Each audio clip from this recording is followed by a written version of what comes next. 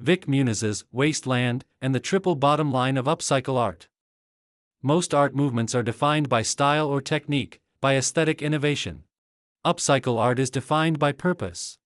It emerged as a direct response to pressing environmental concerns, and from its very roots, it was never just about how something looks, it was about what it means, where it came from, and what it says about our relationship with waste, consumption, and creativity.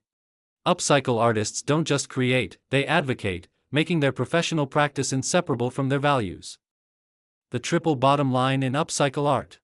That mission-driven foundation is exactly what makes the triple bottom line not just a business framework for upcycle artists, it is the natural language of the movement itself. The upcycle art industry measures professional success across three distinct pillars: artistic aesthetic, sustainability, and financial viability. Artistic aesthetic encompasses the creative vision, conceptual depth, technical craft, and visual impact of the work. Sustainability measures the genuine environmental and social impact, the materials diverted from the landfill, the ecological awareness generated, and the communities engaged and empowered through the creative process. Financial viability is what allows the practice to survive, grow, and amplify its impact. Without it, even the most conceptually powerful and ecologically meaningful work remains unseen, underfunded, and unable to sustain itself over time. The internal conflicts. Balancing three bottom lines sounds elegant in theory. In practice, inherent tensions between them are real, persistent, and professionally demanding for upcycle artists.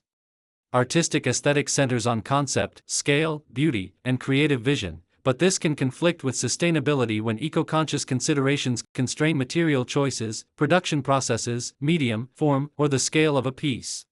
At the same time, both artistic aesthetic and sustainability goals clash with financial viability, driven by the pressure of commercial market trends.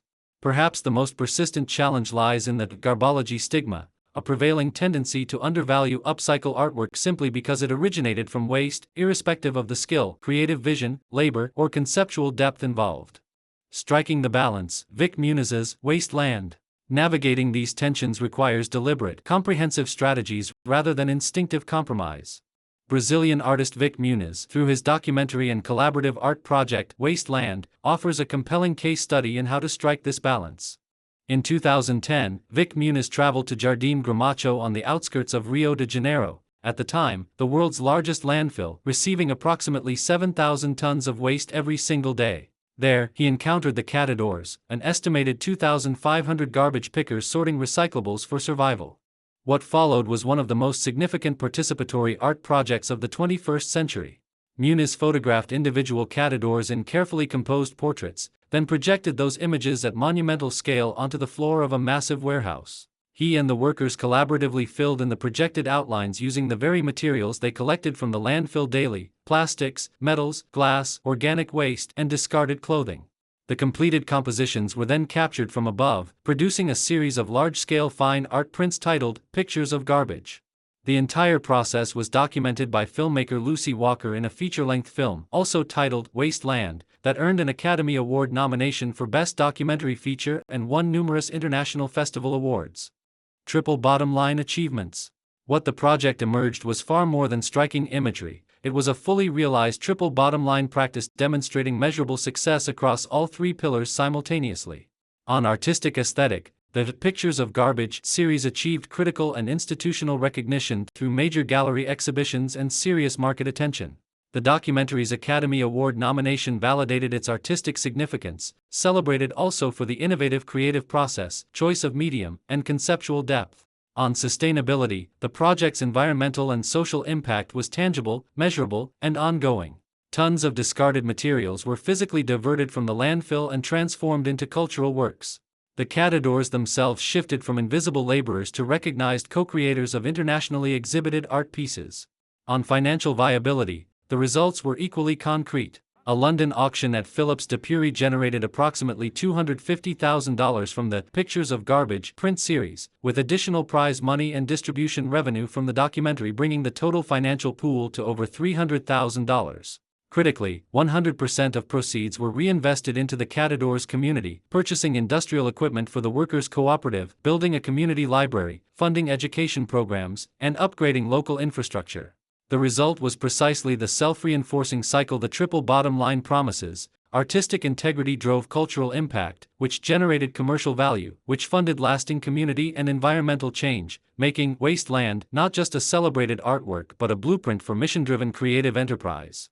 The strategies behind the balance. Wasteland did not achieve this balance by accident. It required deliberate strategies that other upcycle artists can learn from and apply. Mastery of storytelling. Storytelling was the primary value driver, building brand authenticity that in turn fuels market demand and collector interest. The Wasteland project presented a compelling narrative, where the materials came from, who handled them, what they represented before transformation, and what their new life communicates. This elevated both the discarded materials and the people handlers into dignified cultural subjects, raising the work's perceived value and directly countering the conventional garbology stigma about waste and labor. Honest documentation without greenwashing. The project succeeded through verifiable impact without vague or inflated environmental claims. The diverted waste was real, visible, and embedded within the artwork itself. The workers' stories were transparently documented on film, giving collectors, curators, and audiences credible evidence of genuine change. The two-tier model. A particularly effective structural approach is the two-tier model, where artists develop two distinct lines of work simultaneously. The large-scale museum installations and pictures of garbage prints served as the high-value commercial tier, commanding premium auction prices in the contemporary art market. The documentary, meanwhile, built emotional connection and long-tail interest through international screenings, education programs, and public discourse, functioning as a broader, more accessible audience layer. This model grants full artistic freedom at one end while maintaining financial viability at the other. Material research as creative practice. Rather than treating the landfill's chaotic inventory as a limitation, Muniz and the Catadors embraced material discovery as an integral part of the creative process itself. The constraint of working only with what the landfill provided became the defining aesthetic signature of the entire series. Artists who invest in researching alternative materials, natural binders, and innovative processes are often able to resolve many of the conflicts between artistic aesthetic and sustainability, turning restriction into creative advantage. The profit distribution cycle. By committing 100% of art sales proceeds to community reinvestment, Muniz aligned financial viability with sustainability. This structurally ethical distribution model created a replicable and self-reinforcing cycle, demonstrating the broader possibilities of the triple bottom line in upcycle art practice. The takeaway. The triple bottom line is not an external constraint imposed on upcycle art, it's the framework that already defines the movement. Wasteland remains the clearest evidence that when managed with intention, artistic aesthetic, sustainability, and financial viability stop competing and start amplifying one another. That is not just good practice, that is the professional standard that defines how seriously the upcycle art industry and the wider art world now recognize.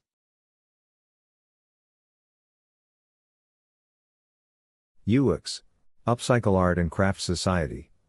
When creativity meets sustainability.